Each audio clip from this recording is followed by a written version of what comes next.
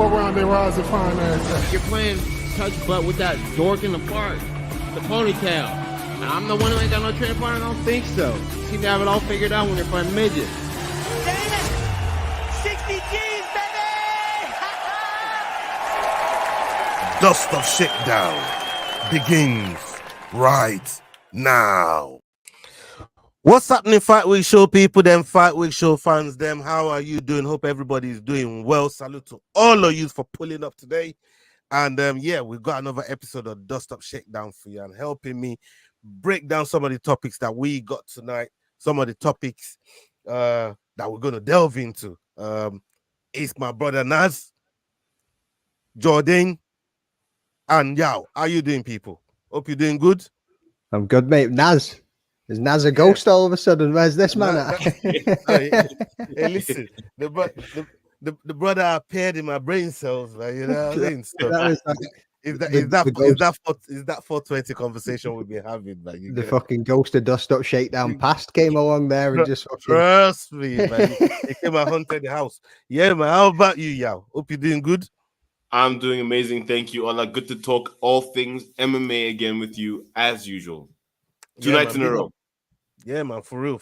Because we did an episode on Kick 'em in the Head Kick podcast yesterday with Yao. We chewed up on some topics there. So if you haven't seen it, head over there. When this is done, when you're done here, head over there and go and check out the video we did yesterday and some of his past content as well. Show you some love, and if you're new to it, make sure you're subscribing.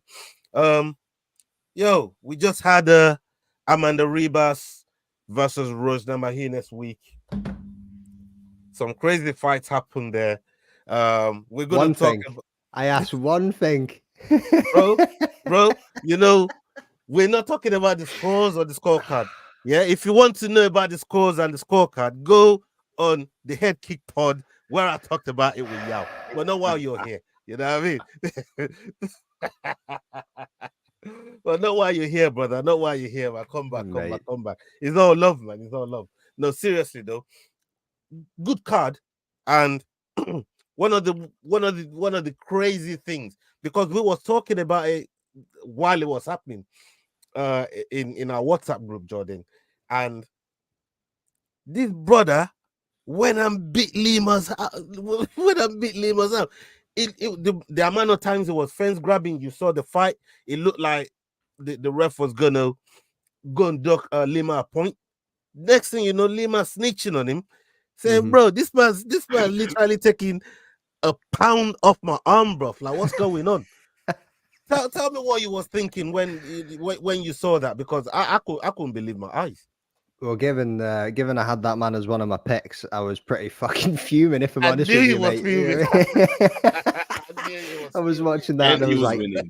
And he was winning too, wasn't he? I was like, what has he just done? Why the fuck did he just bite that man? Like, honestly, there's got to be something. Yeah, I mean, there's got to be something going on inside these dudes' head that they lose control. I don't know. Like I said, he's the Luis Suarez of MMA.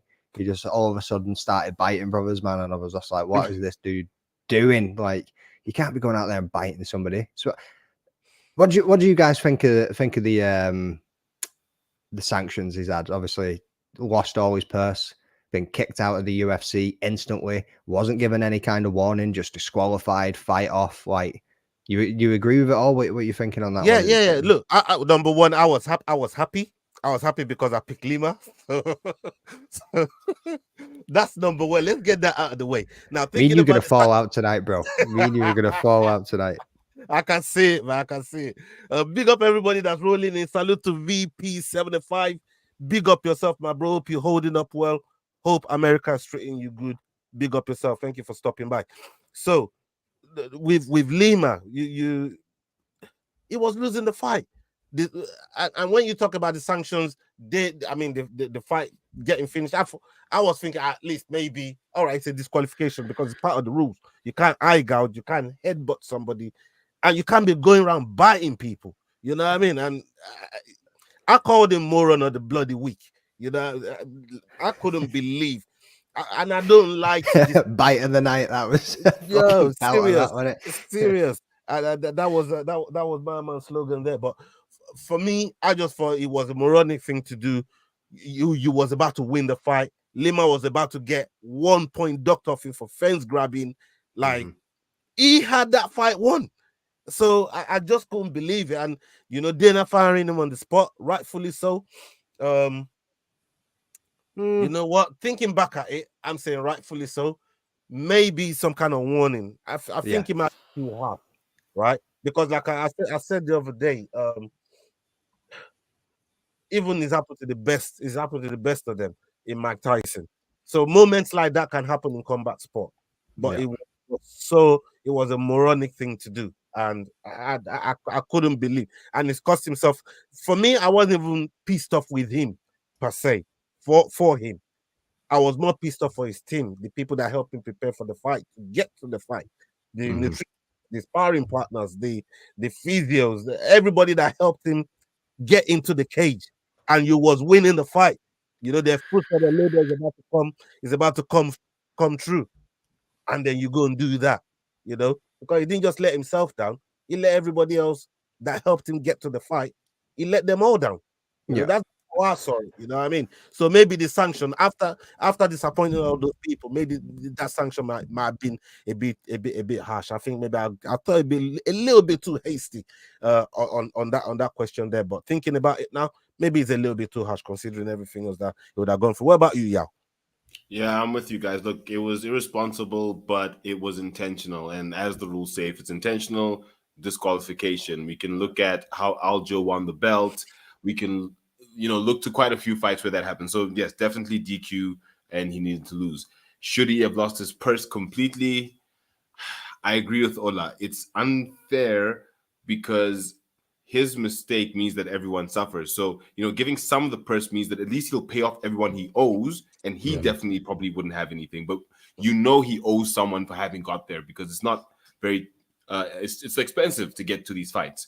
So, you know, the sanctions are rather harsh. I think Jordan, it's McDane, sorry, it's one of those where it was messed up, and then he over the above, Dana went and gave a double bonus to Lima for basically losing the fight. So what does that really say about where the UFC places its value? So okay. Yeah, 100%. Like that's what I was thinking as well. I thought, right, disqualification, yeah, that's fair. Yeah, I mean, you better, man, get the fuck out of the cage. That's it. Fight's done and dusted. And he was even trying to say I didn't, and he was like, bro, yeah, I mean, you've seen right there. Yeah, you've seen this fucking Hulk-sized bite out of my fucking bicep. You know what I mean? Like, it was unbelievable. But like you say, people need to get paid. Yeah, maybe like they've done, fine him, like give him the sanction of a fine, take some of his purse away, give him what's left. He's got to pay his team. He's got to pay everybody else, and maybe he wouldn't have seen much of it. The full-on kick straight from the promotion, I thought was wild. That's harsh. Wild. That's harsh. Do you think another promotion would take him? Yeah, someone's going to pick him up. Yeah. He's 20 years old, bro. Like, he's got talent. And he's a good fighter. He was winning the fight. He's a good fighter. He'll probably be back then. Yeah, he'd be back. PFL 1 million, and he'd be back. Listen, I wouldn't even put it past the UFC picking him back up again. We've seen people do crazier shit than this, get caught and come back to the UFC. So, you know, but right now I don't. Vance St. Preux, he came back and look, he beat Chidi. Yeah. So, you know, it's there for it. He's got to pick it up, man. He's got to pick it back up. Like I said, he looks like a good fighter. He was picking it up, and then it did some crazy like that. There were some really, really good fights though that I do wanna touch on there. But what fight on the whole card, Jordan? Let me ask you, really, really got you in terms of like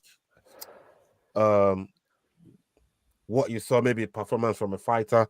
Which fight did you like the most? Which one grabbed you? I like the most. So obviously, I only really caught the prelims on the night because I ended up going to bed because I was getting up and going to. It was the first card in a long time where I've not been traveling and I've not actually watched the full thing in the Buddy House. Let me have a quick look back through them and just have a little think on that one, mate. There was some decent fights in the where am I going here? There we go. Events. And I have gone back and watched the other ones. I was really surprised with well, I can't say I was really surprised, but Peyton Talbot and Karen Simon, that was a banger. Talbot was absolutely unreal. I was quite happy with Usman and Mick Parkin. Obviously, I picked Parkin to get that one. It went pretty much how I thought it would go. Yeah. Miles Johnson, Cody Gibson, that was a decent fight too. And Aaron's and Goyen. Yeah, I mean the prelims. I mean it was banger after banger all night. It was just like decent fights. Yeah, man. Yeah, man. Just every single pick never went my fucking way. Let me just big up my brother in the house, Tony Claude Gunner TV. Salute to you, Tony. Big up yourself. Thank you very much for pulling up, brother. And we got Amin here. No, Lee is not here tonight. Lee's working on his own channel. But yeah, man, salute to you for pulling up. Thank you for stopping by. And we got Robbie Brown as well. He says Talbot was insane. Look, let's talk about this fight. Yeah, we talked about this, you know, on your channel yesterday, and that I don't know who sent me the tag. I think it might have been Leroy. Big up yourself, Leroy. Talbot just connecting that knee, and you could hear it cage side. Somebody cage side recorded it, and the sound bite to that. You hear that? Wow, was nasty. It was gnarly, bro. You know what I mean? Like this sound bite to it was gnarly, and I says to myself, "Oh my God, he's out." Then MSP is not out, and he started earning his bloody name. But savage player because he just stayed in, and all I kept saying is this brother got fucking hard. He got. I don't know how he's still in this fight, but my God, Talbot looked clean. It was surgical. Everything that he meant to do went for him. You know what I mean? And he really stuck it on Cameron Simon. I know he's gonna be back, and I know this must be a heavy loss to take for him. But you know, he's not that type of person. He'll be back. He'll go back to the drawing board and you know, and make adjustments where he needs to make adjustments. But let's talk about Talbot, the guy that won, because I really think is a very talented fighter. Before we get onto his talents, can we talk about the one controversial thing that he posted on Twitter this week? Anybody see it? No, did anybody see it? Oh, yes, you not see it? No, I missed it. What did he put? He's what did he poop? He might have pooped something. He was taking a drag of a vape, but it's not in the orifice that you think he would have been taking a fucking drag of a vape from. Oh, then there was more than one image of Peyton on Twitter. Yeah. What did you see? I want to keep this live monetizing of people. You know what I mean? Like, what you're saying? Yeah, what is it you seen? Him wearing a crop top in a field of. Oh yeah, I seen that. That's not that controversial, bro. That's minor things, yeah. Man. Minor. That's a Sunday for all of that, man. You know what I mean? Like that's minor. Things. Minor things. Peyton Talbot rolled around himself like a pretzel, stuck a disposable vape in his ass, pulled a fucking drawer of that thing, then puffed the smoke back out of it. Like, why? I didn't know that was him, but I saw that video. I'm pretty sure it was him. Oh, you saw the video? I saw the video too. No, I ain't seen this video. I ain't gonna look for it either, man. I think no. You don't need to send. You've already told me what the fuck happened. It's more it's graphic enough, man. Thank you very much. It was like I didn't scroll fast enough. Well, I said you need to scroll fast enough, you know. Oh my God. You mean you never scroll fast enough back to watch it again? Like, what the fuck was that? Yeah, man. Big up everybody that's rolling in right now. Salute to all of you, man. You, man, make sure you're hitting the like button as you're coming in. Thank you so much for joining us tonight. I see a bunch of you rolling in. Let's talk about Peyton in that fight. Yo, I was gonna come to you first, Jordan, but we'll hold your thought. Because I've gone on a tangent. We go to Yao, mate. If you want to keep this professional on MMA, go to the man below.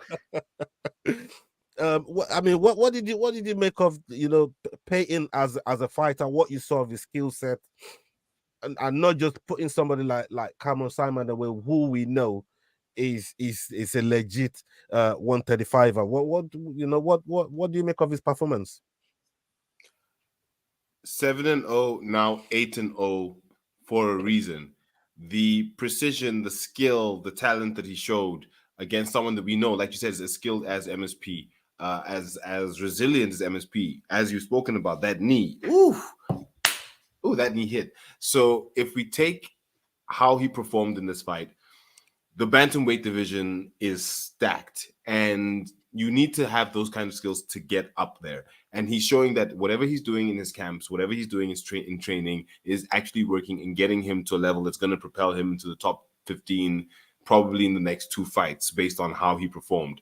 I mean, you don't just manhandle Cameron Simon like that. I mean, nobody does that. So for me, it's exciting to see a new prospect in that division, that weight class, that should be hopefully rising. And I mean, at 8-0, yeah, when you're 10-0, 11-0, that's when people start looking at you, start noticing. So 2 more fights, he's going to be somewhere close to maybe a main event. Let's see who they put in front of him next. Actually, who would you like to see him put in front of him as well? Because I'm not too sure. I'm good. While Jordan is telling us more about Payton's fighting skills, I know his vaping skills. Let me look through the rankings real quick. His multi-orifice vaping skills. His multi-orifice vaping skills, man. He is multi-talented anyway, I'll tell you that. Right, that left that connected on the way in was absolutely insane. Like, if you've seen it in slow-mo, you've seen Cameron Simon threw a punch that completely missed by inches. He connects with that left and just dropped him just before he finished that fight. Like I said, it was a manhandling, and we haven't really seen anybody do that to Cameron Simon before. It was unbelievable performance from Talbot, and he is going to go on. Have you seen his YouTube edit? Who is it? Ariel Helwani dropped it the other day. Somebody else dropped it too. His YouTube's sick. I hadn't even seen it before, but the editing style, everything about it is just absolutely sweet. And it just showing you a little bit about him watching some tape on Cameron and just researching for the fight and how he just approaches things, and just a little bit more of his personality. You know what I mean? It was brilliant to see, because that's what these fighters need to do these days, is build up this personality of themselves and build a character, and let the fans find somebody that they're going to enjoy watching inside and outside of the cage. You know what I mean? But he's got all the talent, he's got all the skills to keep working his way up. And what are you thinking? Or are you looking at like top 15? Are you thinking moving him up quickly? Are you thinking about getting him in somebody else? I'm actually looking at his ranking right now. He's ranked 43. Cameron's in top 50. So this is the top 50 rankings that I'm looking at right now. And he's got Magomed ahead of him.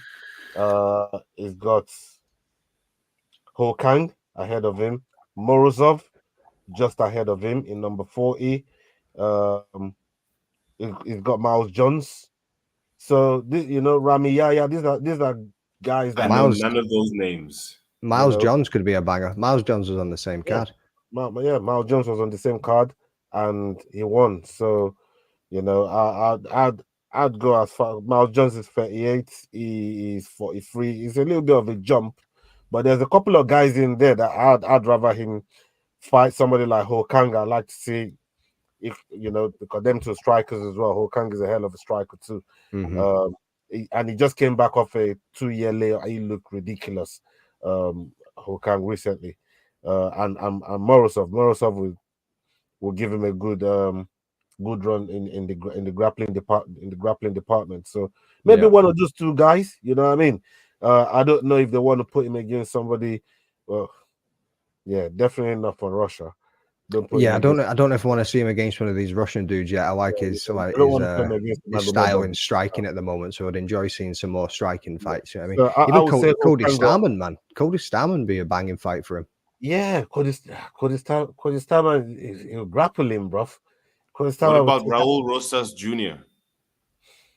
I think he absolutely destroys him, doesn't he? Or has he already fought him? Did he not actually? No, he hasn't fought him yet. Rosas is, I think he's 7-1 or 8-1, something like that. Oh no, sorry, it was Rodriguez. I'm winking Yes, camera. Sorry, yeah, so Rodriguez beat I'm Rosas looking Jr. for. Yeah, and Rosas Jr. is 8-1. So 8-0 versus 8-1, both bantamweight prospects. Rosas Jr. was a phenom when he came in. When he had that loss, everyone was like, "Oh my gosh, can he really go the distance?" So I think that'll be a good matchup to see those two. Peyton, who's sharp, he's clinical. Rosas, who's talented, he can grapple. It'll be a good test. I think it'll be a good test. Yeah, good test. I mean, there's some like we said there's some names there. You know, what I mean, you know. What you just said there with Rosas Jr. I think somebody like a Morozov, Hokang, you know, Miles Jones, like you said, could be a banger. Adrian Yanez somewhere down the line. Yeah. Somewhere down the line, you know, I mean, those two strikers. So yeah, Styles makes fights, and definitely to keep his stock high, we need to give him the right matchups. But big shout out to Peyton Talbot for that win. Fantastic win. And yeah, great win for him. Let's move on to the I wanted to move on to the main event. Rose coming into a new division, right? And fighting somebody like a Rebus. Yeah, she took a loss off Amanda Farrow, but like I said, I went really too impressed with that fight the last time it went out. But this one here, I think she made some good adjustments. She looks like a flyweight. Before, it's almost like she's filled into it. Before, you could see the differential, even the power differential. You know, the way she was getting ragged about by some of these flyweights. So I think in this fight she looks more like she belonged. I don't know what you thought, Jordan, in terms of Rose's performance against Rebus, and did you think the correct decision went to the right person? Yeah, 100%. Yeah, I mean, she never really put much out in many feet in the wrong place. I mean, she got caught a few times, but other than that, she was looking good throughout the fight. Like, it definitely went to the right person. She has filled out a lot more. Like, she's always looked like a smaller woman. You know what I mean? She's always looked skinnier, but she's definitely filled out. She's been in the promotion now for 10 years? 2014 or something. She joined the UFC. Like, we've literally seen this like fighter go from a girl to a woman throughout her career. And can she be a double-weight champ? Is that that's what she wants? And she probably had questions in there of herself. I questioned it. You know, I mean, when I was having a look through it and doing my research and come up with my own reasoning, I thought, right, is she not, like, is she past it? Is she still got it? Is she still got the desire? Has she still got the motivation? Does she still want to be in there and do this? Yeah, I mean, been in there with Joanna Jacek, been in there with Zhang Wei Li. Incredible fights against some incredible opponents. Has she still got it to go in there and put on a show, moving up a weight class and taking another belt? I wasn't sure. I thought Rebus was going to take that one. That was my pick of the night. How wrong was I? Yeah, I mean, look, Rose still has a lot of work to do, but one thing that I do say is she's got good people around her.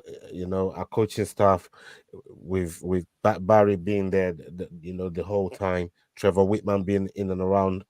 You know, our coach, our gym sessions and training sessions with Kamaru Usman and Justin Gaethje as well.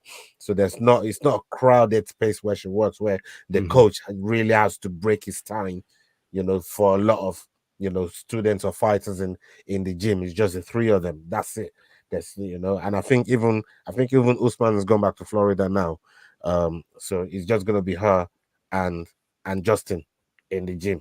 And that's it. Yeah, that's all Trevor Whitman looks after. Yeah, let me come to you in terms of with Rose Namajunas now, and we, like we said, Valentina Shevchenko and Alexa Grasso. For me, they're kind of holding up the division. They're having a third dance, and we're gonna have to wait to the next Ultimate Fighter finale to really figure out who's gonna be the champion, and for them to then take hiatus or take some kind of break before letting number one contender in. They've done this for the best part of a year, holding up the division basically, without letting any of the top fives see the champion. So could that save Rose time to make a run at the title while these lot are doing what they're doing? Could it save her time to, give her time to do what she needs to do to at least get near the gatekeepers of the top five? Yes. To answer your question, Yeah. yes, That's it. definitely. That's it. I think it's exactly what you're saying. They are holding up the division, and as fans, we generally tend not to like it.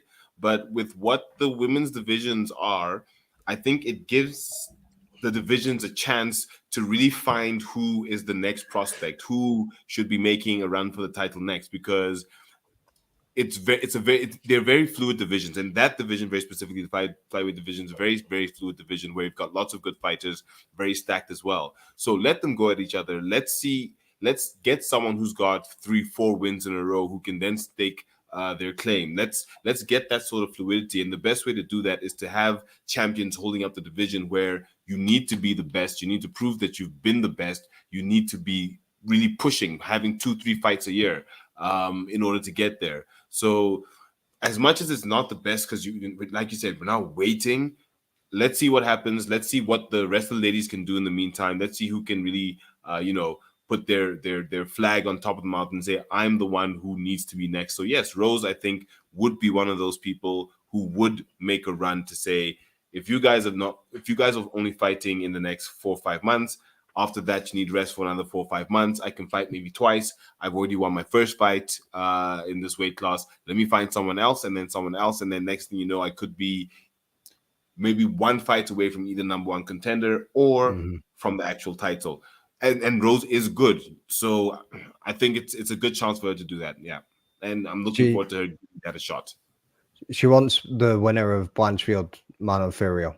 She said I don't that, think she should be getting it that quickly. I know she's a former champion, but she needs at least 3 fights in this weight class. Yeah. Yeah. She's not important. And look, it depends on how active she is as well. She could get those 3 fights out of the way relatively quick. But Rose, I don't know. She's not a very active fighter. That's one of the downsides of of Rose's career. She's not a very, very active fighter. She probably fights once a year, once every 18 months to 2 years. That's it. You've nailed it. I'm actually looking at the women's flyweight rankings just now. They moved her in at number 7 on Tapology. Right. So she's already in the top 10 on there. I mean, she had 1 fight in 2022, 1 fight in 2023, 1 fight in 2024. That's the ratio fight. So I don't know.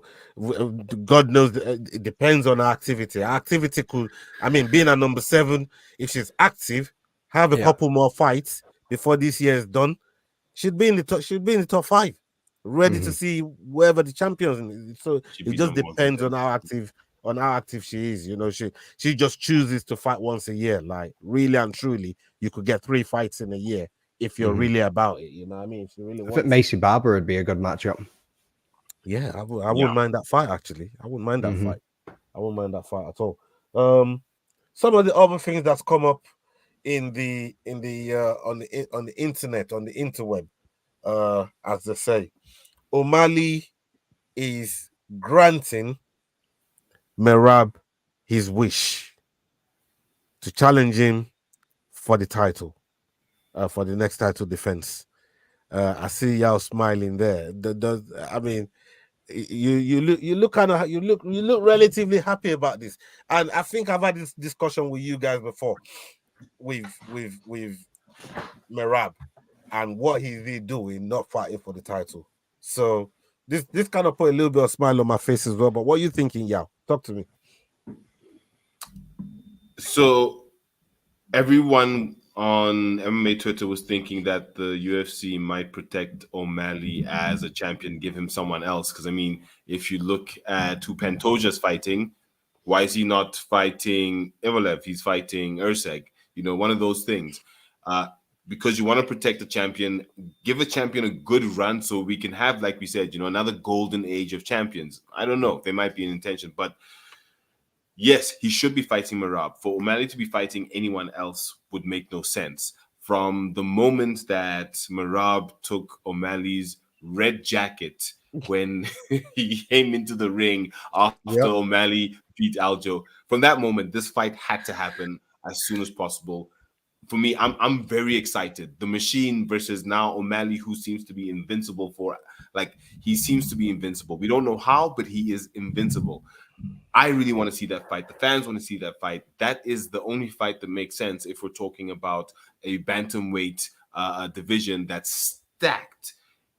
We can't really have him fighting anyone else. The title has to be decided by the two best right now. And then after that, it will have to be settled by the next best, whether it be Merab versus someone else or Merab versus O'Malley if it's close, or O'Malley versus the next best. But it has to be Merab versus O'Malley first, because that is the most tantalizing fight in the UFC right now. Even if we look at the pay-per-view numbers that O'Malley did in his last defense, it only makes sense to put him up against Merab right now. It's literally the biggest fight that they have. So yeah, I'm really excited about that one, and I'm looking forward to whichever pay-per-view they have it at.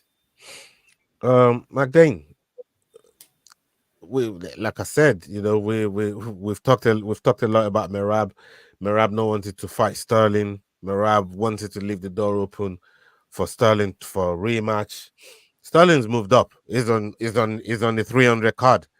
Albeit it's a prelim, but it's part of that iconic card, as they put it. Yeah. So he's done what he's had to do to make sure he's got himself on the card. But O'Malley announcing now that Merab is his next title defense. Is that sort of, as you see with Easy, picking your own? Yeah, it's the next logical one, but picking your next opponent, as you say, does that play some kind of mental edge? Does it give mental edge? Like, what, I'm allowing you to come and, to have a stab at it. I could have looked someone, but I'm giving you a shot, rather than Merab thinking he's created a shot for himself and taking the shot. What's your take on the whole thing? What's going on there? I don't think it is like a mental jab. I don't think it's a thing where he's going to win anything over him on that one. Yeah, I mean, I think Merab's mindset is pretty solid in how he approaches fights, regardless of how it comes about. He probably is looking at it as that's probably the easiest fight, and I don't mean that in the way as he's going to beat Merab. I just mean that when you look at the rankings, I think Corey Sandhagen's going to give Sean the most difficult fight out of all of the contenders. But obviously, he's out at the moment recovering from elbow surgery or whatever it was that he had. I think Merab, the dude's incredible. His output, his drive, his wrestling, he's insane. But Sean is much, much taller. He's very rangy. He's very fast. The stance switching, his pinpoint accuracy, everything about people can shit on Sean all they want because they don't like his personality, or they might not even like his fighting style, whatever it is. Or the colors he wears. Yeah, or what colors he wears. You cannot, you know what I mean? If he wants to go in there pink shorts and pink hair, or purple and green hair, whatever the fuck he wants to do, you cannot deny the man's skill set. And I honestly don't think it's going to be as much of a walkthrough as what a lot of people think for Merab. I really don't. It could easily go the same way as it went for Aljo. A little draw you in, step back, crack. And that could be it. The man's got the power, he's got the speed, he's got the accuracy. Let's say he's got the footwork, he's got the feints. His feints are incredible. Merab's got crazy output, but he's got to make that distance shorter to get in there to hit him, especially when you've got a long rangey fucking Sugar Sean in front of your face. You know what I mean? So I don't think it's going to be a mental thing for him at all. Sugar Sean sleeps Sandhagen, by the way, easy. If that fight happens, sleeps. Yep. I don't know, man. I honestly think that's his most difficult fight in there. He could, I don't know. It is a tough matchup. He could sleep him. You're not wrong. He you know what? I don't think Sugar is really for somebody with a rich length and submission threat of a Sanhagen, apart from Sterling. And Sterling, by his own admission, said he was a dum-dum for playing Sean's game and trying to strike with him. Yeah. When you got all that fucking grappling and submission threat in your back pocket, you thought, nah, I'm the champion. That was mental warfare because Sean got into his head of first to shoot's a bitch. You know what I mean? Right, And he didn't. He was like, "Yeah, I'll stand and trade with you. I'll start Like, that trade with you." That is like, yo, you know, that's dumb business. You know what I mean? Like, you've got something that he don't got, and you choose to stand with him when everybody knows he's probably one of the best strikers in the division. I'd say he's the best in the division because he beat Yan, and I used to think Yan was the best when it comes to boxing. So, you know, looking at it, I don't think Corey will go in there looking to stand and bang with him. I think he just look to clinch, take him to the ground, wrap him up, take his back, choke him out, and Sandhagen can do that all day long. So, and that's why I think O'Malley's going to win, because that's exactly what Aljo would have, or you would have expected from Aljo, and look what happened. And I think a similar thing is going to happen to Sandhagen, where he's going to go in for the wrap-up, and O'Malley be waiting with a check right or check left or a knee or something, maybe moving backwards. You're replaying. Stop replaying Curtis Blades to me. Stop it. I know what you're doing, yo. I know what you're doing, man. No, but at the same time, right? You're both right, like within your own rights. But at the same, Corey's smart. Like, his fight IQ is very, very high. Like, if you listen to him do any analytics, you listen to him break down any fights, you know what I mean? He's not got the whiteboard out or the green screen out like Henry Cejudo does, going, now watch him step here and do all that. You know what I mean? But he can break things down very, very quickly in a very intelligent manner. And he knows that he needs to take the fight to Sean. I don't think he'll sit on the back foot too much. I don't think he will wait and try and wrap him up too much. I think we'll probably, out of Corey Sandhagen, I think we'll probably see the fight that we expected to see out of Cheeto against Sugar Sean. He'll attack the legs. He'll push the pace that little bit more. The man can crack too. His striking's up there as well. Yeah. I genuinely think it's probably one of the most difficult fights in the division for Sean O'Malley right now. It's a compelling fight. Definitely is a compelling fight whenever it gets put together. If it does get put together, it's one of those that you really have to look at. And before I come off the UFC Vegas 89 topic, I want to give a special shout to one Zelal. Let me see, Mr. Zelal, the Moroccan brother. This guy, I'm telling you, yeah. The way he went about his business, and put out Billy Quarantillo. I mean, Billy Q, very, very experienced.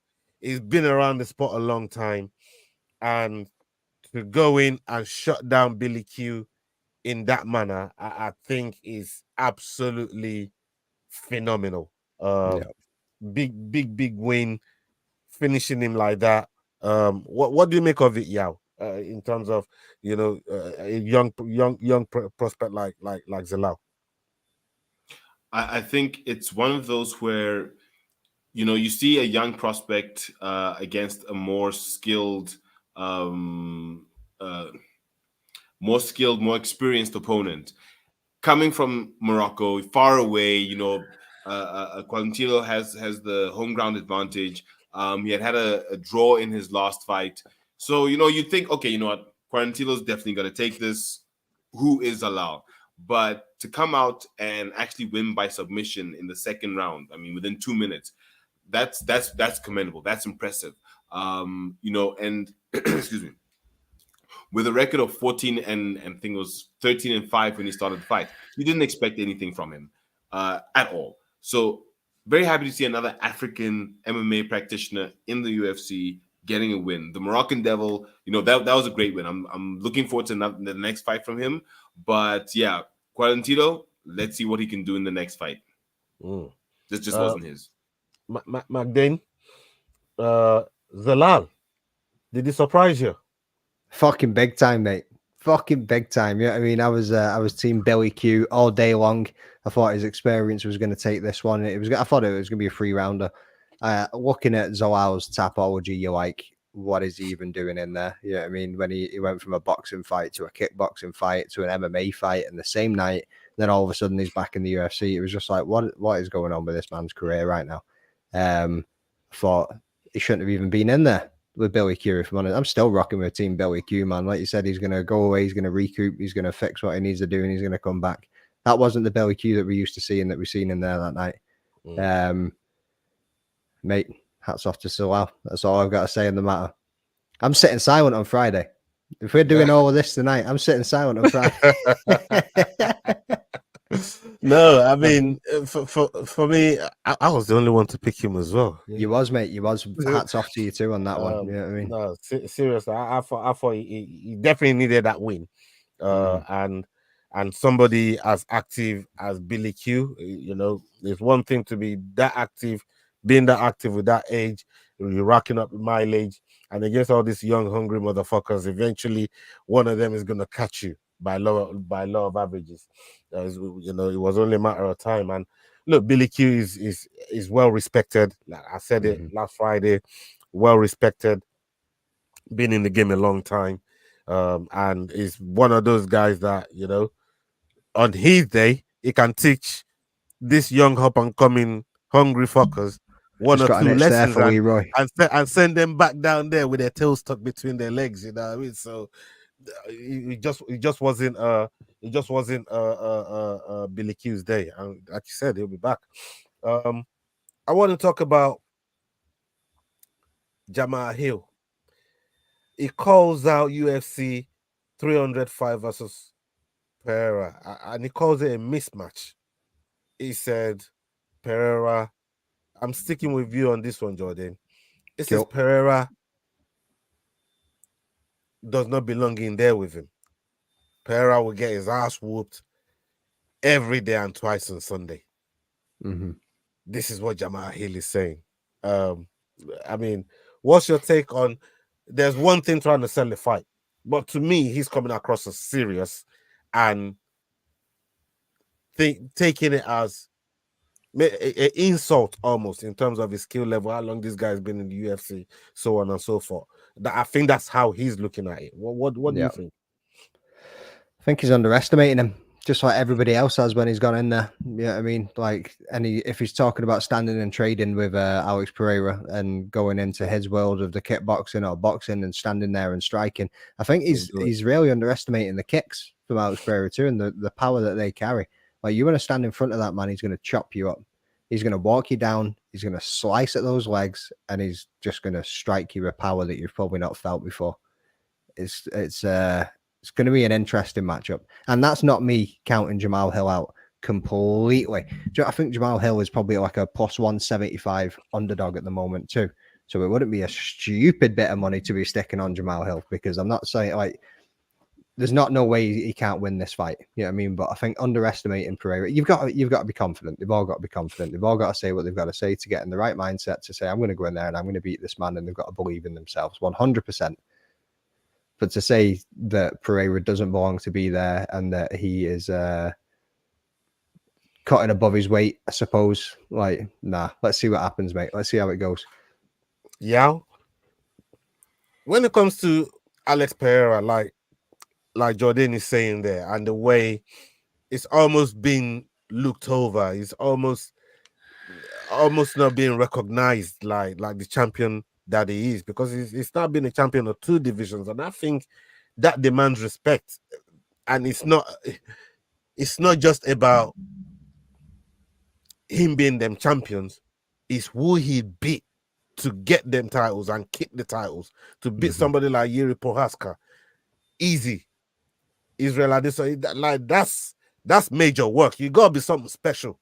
As easy as referred to Alex Pereira, that he's a special fighter. He's been on the end of his knockouts, so I'm sure he knows all about it. What do you think of all this talk here with Jamahal Hill kind of looking over Alex Pereira in this fight that's coming up? It's tricky. It's difficult. because Jamal has a leg to stand on in the fact that he's a seasoned light heavyweight. But what you said is very important. Who has he beat?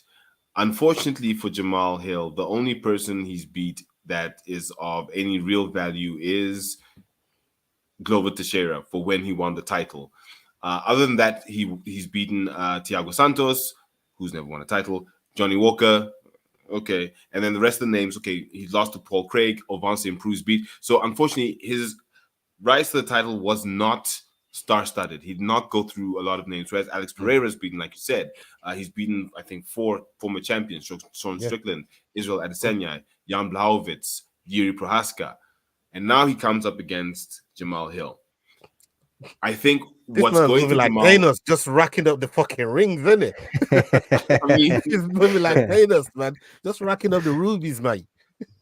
Just being former champions for joke. His first fight in the UFC was at Usman Covington 2, and that was just now. So it's exactly what you said. He's shown that he can literally beat anyone. The only person who's beat him right now in the UFC is someone who had to literally go within himself. And if you saw Adesanya before that second fight, he literally had to take himself to another realm. Poor duck collared himself, bro. Duck in order. He went all duck collared him, man.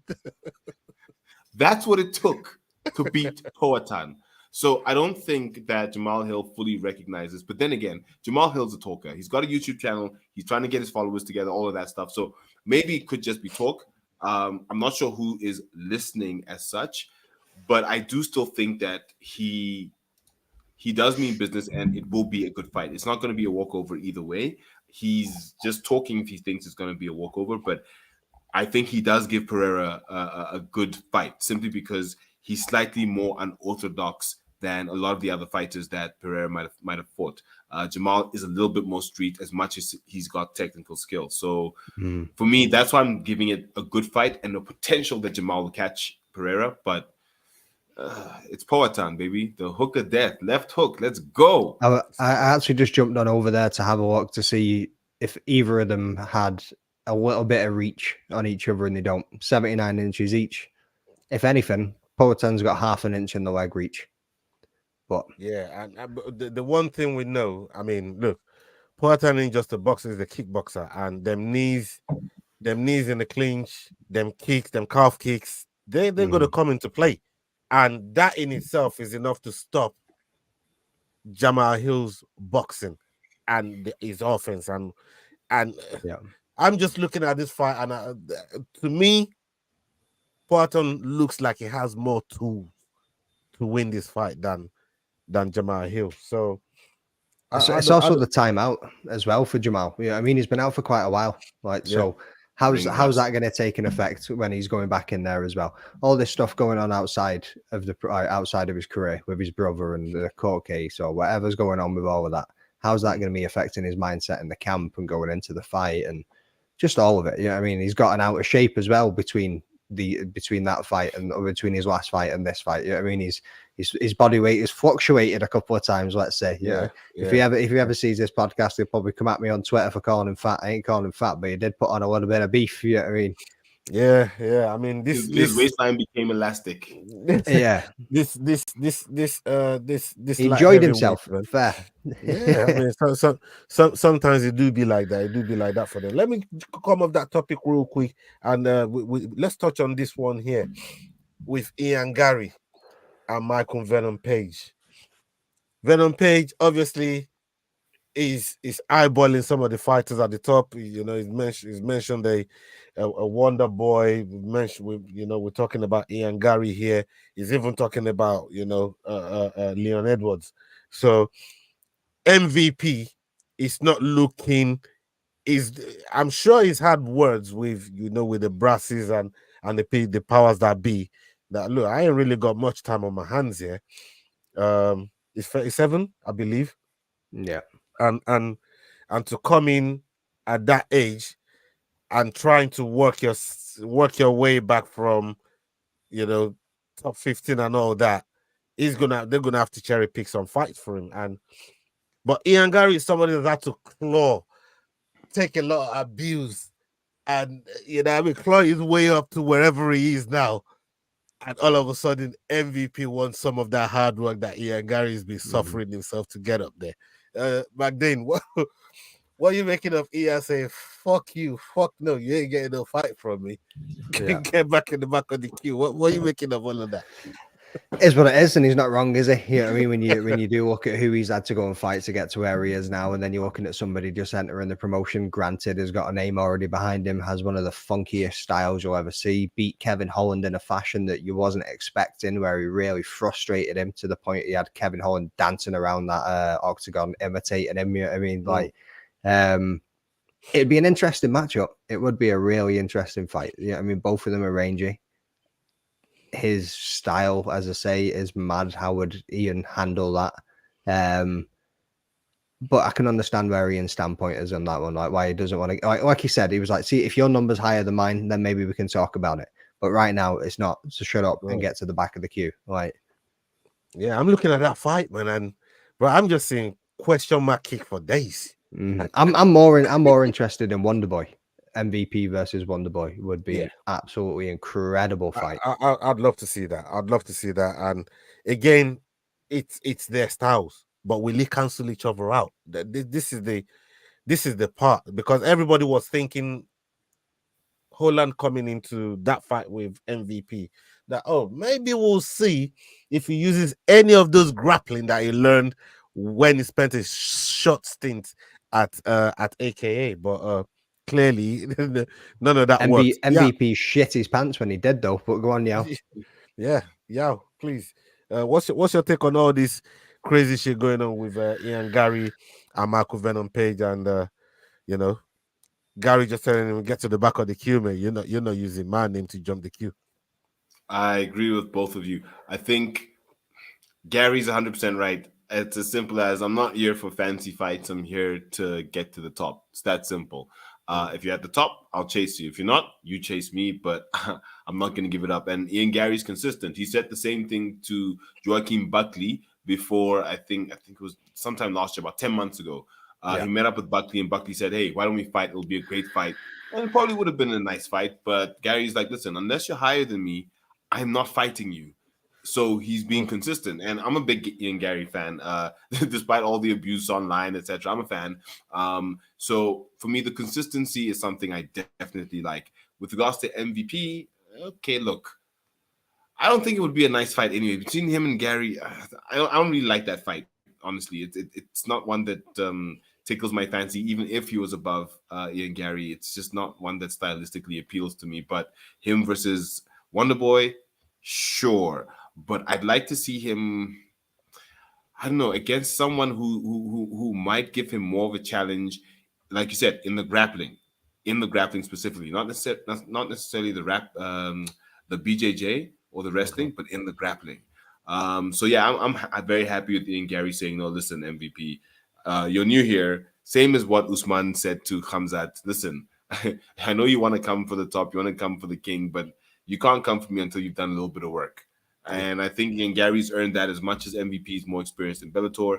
Ian Gary's earned that, as you said, McDane, in the UFC with the people that he's fought. So big ups to him. Good on him for making sure he's maintaining and looking at the top. Let's get it. Let's go. Welterweight champion soon, the future. Yeah, man, 100%. And we finish on this one here. Islam Makhachev. Right, I've just seen a question. I saw a question in the chat earlier on. Say these two, him and Khamzat, meet in the sweet middle at 170. Because Islam said he wanted to go 170 anyway. Khamzat fought at 170 before. Yo, which one of them two wins for you, Islam or Khamzat, and why? Do you want a minute to think about it? Yeah, look, it's a tough one. Both wrestlers, both with, I wouldn't say similar records, but if you look at what they've done, it's all some sort of wrestling wins. But I'm gonna go. You're making me glitch. I'm gonna go Khamzat. That was like Peyton Talbot's celebration. That. Fucking hell. Oh my god, what is going on here, man? I'm gonna go Khamzat, simply because of the dog in Khamzat. If I look at Islam's fights versus, you disagree, McDane disagrees. If I look at Islam's fight, and if I look at Khamzat, I'm gonna go for Khamzat simply because of what he did against Gilbert Burns, what he's done against Usman. For me, those two fights mean, yes, they went to decision-ish, but but he pulled it out against two amazing fighters, whereas he was a fairly new fighter. So for me, I'm going with him for that reason. Whereas Makhachev, he's great. He dethroned the great Alexander Volkanovski. Yes, but Khamzat. What about you, Magdalene? So. Oh well, I like Khamzat, bro. I like him. Yeah, we might have had a little side piece on that one, and somebody walked away with some money. Let's not get back into that though. But that's a rough salt fucking one, didn't you? You be fucking with me all night. You be fucking with me all night, bro. You line this one up. This was coming. You know what I mean? I told you your boy was gonna get smashed. Anyway. 5-round fight, that was different. So it's going to be a 5-round fight. Yeah, remember that. Yeah, I mean, it'll be a title fight. It's going to be 5 rounds. Look at the fight with Gilbert. Yes, very, very good performance in the opening rounds. Look at the performance with Usman. Very good fight in the opening round. That's true. Until we got into the second one. I think Islam could weather the storm of the chaos of Khamzat Chimaev in that opening round. I know what you're saying. Like, he comes out fast. He's going to put it on him. We've seen Islam Arman Tsarukyan. Yeah, I mean, took him down. Had him there. That I think he's probably his toughest matchup right now. And if he can beat Charles Oliveira, then who knows? He might get his chance again. But I think against Khamzat, even at 170, I think he can take his dig. I think he can take the wrestling pressure. He can weather the storm. I don't think he's going to get submitted within that opening round. Khamzat's going to gas. Islam Makhachev is going to take that fight. Because Islam can crack too. And we've seen Khamzat get cracked. Like, Gilbert cracked him. Gilbert had him fucking stunned and wobbled for a couple of minutes. You know what I mean? Yeah, so, bro, Islam all day for me on that one, I think. Yeah, I mean, for me, yeah, it's Team Khabib over here, man. Like, it's gotta be Islam. Like I said, I've said great things about their coaches as well, and the work that Javier Mendez's job is done with all those fighters. I go all the way back to Ken Velasquez and DC. As I mentioned, like, when you look at some of the fighters that Javier Mendez is looked after, it's just incredible. And for somebody like Hamza, that would be a coup. It will be part of their game plan. Whether the early storm drainer is gas tank, it will be part, and we've seen it. Don't forget, I did say if they meet at 170, Hamza kills himself to get to 170.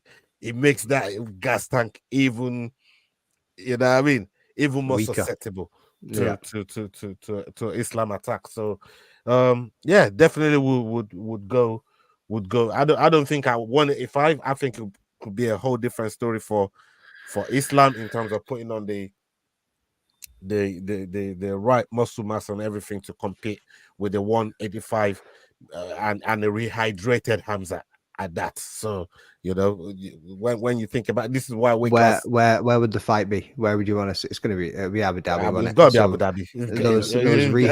Those rehydration techniques are awfully suspect out that way, brother. I mean, these men are going to be coming in fueled to the gills, like. Yeah, but it's going to be in Abu Dhabi, and them motherfuckers don't give a fuck over there, but So, yeah, I fancy Islam's chances. But what do you make, sticking with you, Jordan, what do you make of him just dissing Dustin Poirier and calling him a permanent contender? Like, you're never gonna be a champion. Fucking, you just always gonna be a bridesmaid, never the bride. Like, what do you think of that, bro? Is he wrong? Yeah, I mean, like I love Dustin. I love Dustin Poirier, but is he wrong? Like that's just one way you've got to kind of look at it. What was it he said? If you were the best in the world, you'd be champion by now, or something along those lines. Paraphrasing on that one. Yeah. Is he wrong? Like, there's nothing really much to say on that, is there? Yeah, I mean, No. I don't think rightfully so. Dustin's getting towards the end of his career. We all know this year, maybe early next year, one more fight, maybe two more fights max. I don't think we're going to see Dustin Poirier in the promotion for much longer. Maybe he's going to go to some bare knuckle boxing or something along those lines. But it'll be he's making his claim. He wants one more shot. I mean, he just had an impressive, very, very impressive win over Benoit Saint-Denis, and he's going, do you know what? I just absolutely wrecked your prospect that ragdolled me for a round and a half before I chinned him. Give me my last shot. This is Dustin's last call for gold. Yeah, I mean, but if he keeps pulling the gilly, then you know what's gonna happen against Islam Makhachev if he keeps pulling the gilly. Yeah, man, you don't want them problems, man. Let me give you a last stab at this as well, Yao. When it comes to this talk here with Islam and just putting the smackdown on Dustin, talking about the title, title challenge losses that he's had 2 or 3, which doesn't make good reading for Dustin Poirier, and kind of throwing some shade on him and calling him a permanent contender. What's your take on that, brother? One of the titles that Dustin has, other than having been a potential BMF, is being one of the greatest fighters to never win a title. Although he won the interim title, and I think he will stay with that title, unfortunately. Like Jordan said, this is his last call for a title. Islam's not likely to give it to him because, realistically speaking, if you look at how he's dealt with anyone with any real wrestling or grappling capability, he tried against the Bronx, but all he could do was lie on his back and pull guard and maybe try and defend himself through a round. So I don't think he's going to get another title shot. I agree with Islam. He is going to be a permanent contender, gatekeeper, unless by any miraculous chance Makhachev loses to someone who wants to fight Poirier. But then what's the odds of that? What's the odds of Makhachev losing to someone who wants to fight Poirier in the time frames that would have Poirier still fight? Yeah. Mm-hmm. So I don't think he's gonna get another title shot. Let's see what happens with the rest of his career. The question I would start asking myself is, who would I like to see him fight last? Well, have they not already said Gaethje's next? Even regardless of the Arman Tsarukyan and Charles Oliveira fight, have they not already said that Gaethje's going to be the next to fight Islam Makhachev? Apparently. But this is the UFC. I know anything can swap and change, but they've got the storyline. If they go for that, they really do. You got the head both kick of them from their Gaethje. belts, then it sets up for BMF versus undisputed champion, and winner takes all sort of thing. So they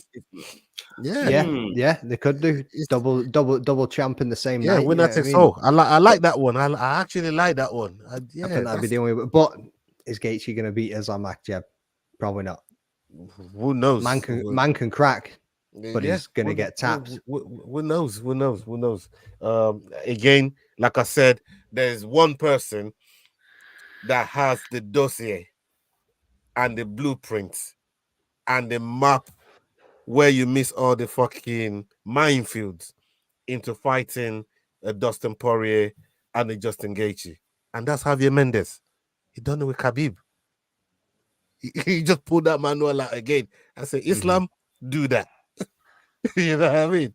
Literally, Islam, there you go. The dossier is there, the work's already there.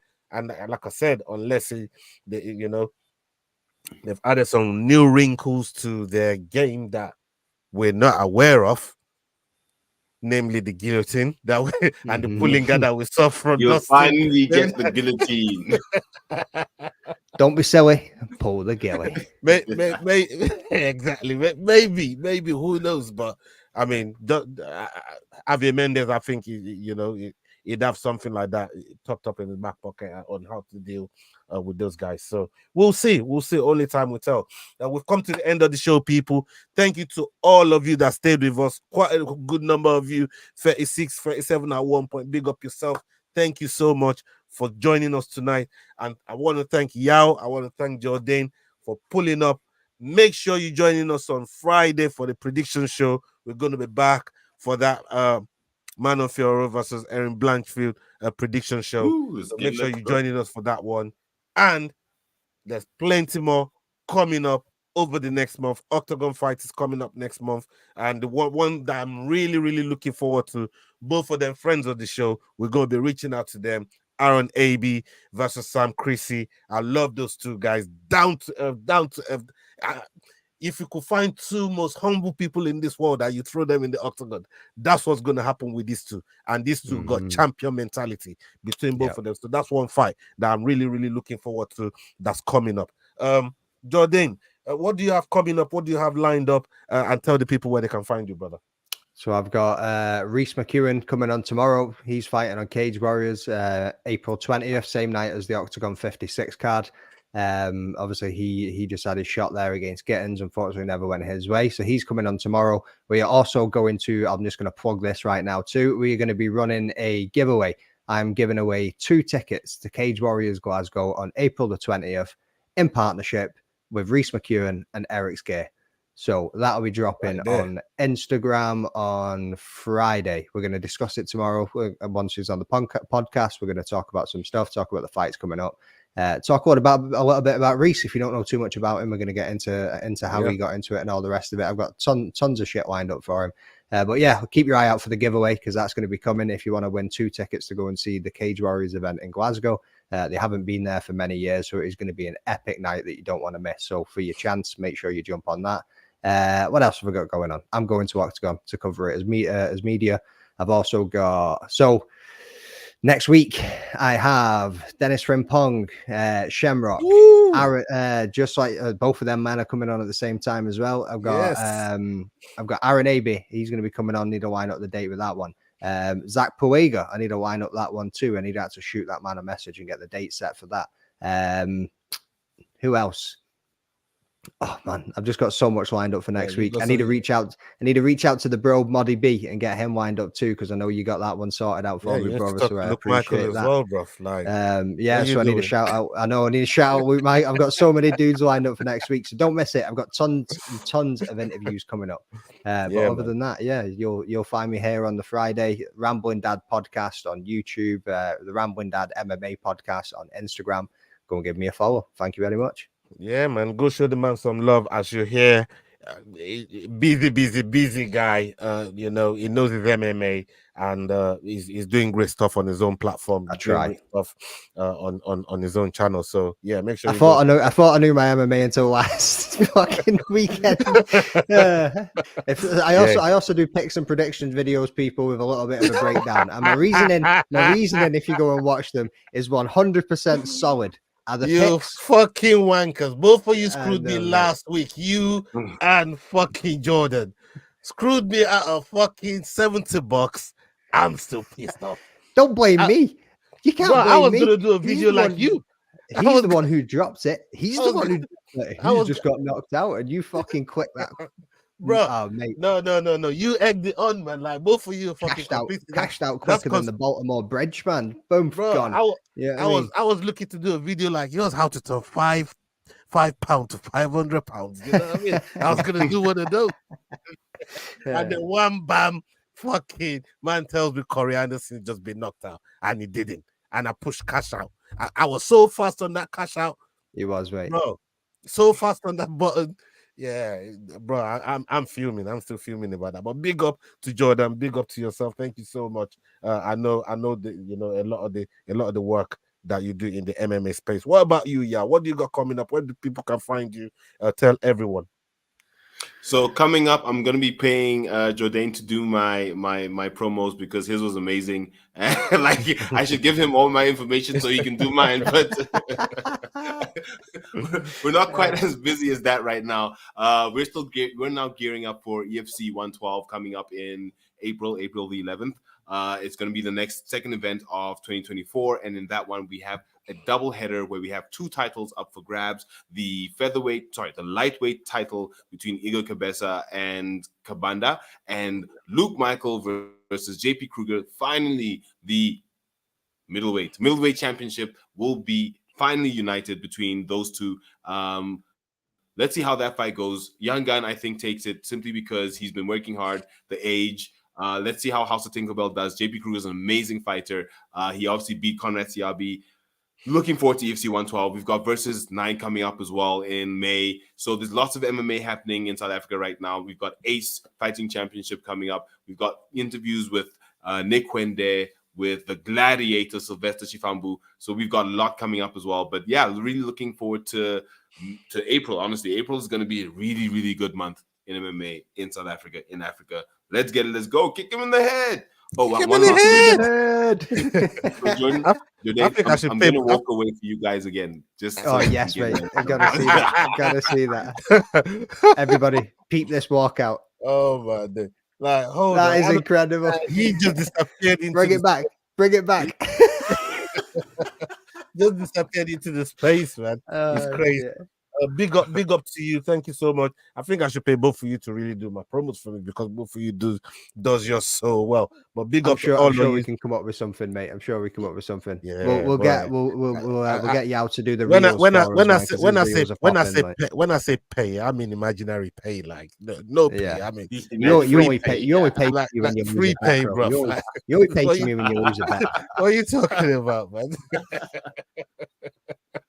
Wait, did you say free pay, Ola? Yeah, free pay. You know what I mean? You never heard of free pay, bro? That's between friends. Yeah. Free pay, man. You know what I mean? No Apple Pay, none of that Google Pay, it's free pay, bro. That's what I thought, man. Free pay. So no, big up to all of you, man. Thank you very much for pulling up tonight, man. Salute to everybody that stayed with us on the show. Please drop in the likes, whether you watch live, whether you're watching it on playback. Make sure you're supporting these two guys on the screen right now. Their handles are going to be in the description below. And also make sure that you're following all of the Fight Week Show platforms. Is right there behind me on the screen, over there. No, over there. That's it. Yeah, you can see it right there. It's over there on the screen. Make sure you're joining us on our YouTube, Instagram, Spotify. We're everywhere on Twitter as well. So yeah, please show us some love. We're going to be back this weekend with the prediction show, and we got some interviews lined up for you guys as well. So make sure you don't miss it. And up onto the next video, people. Hasta la vista. We're out. Salute. Peace. Kick him in the head. Don't forget, add Head Kick on all platforms.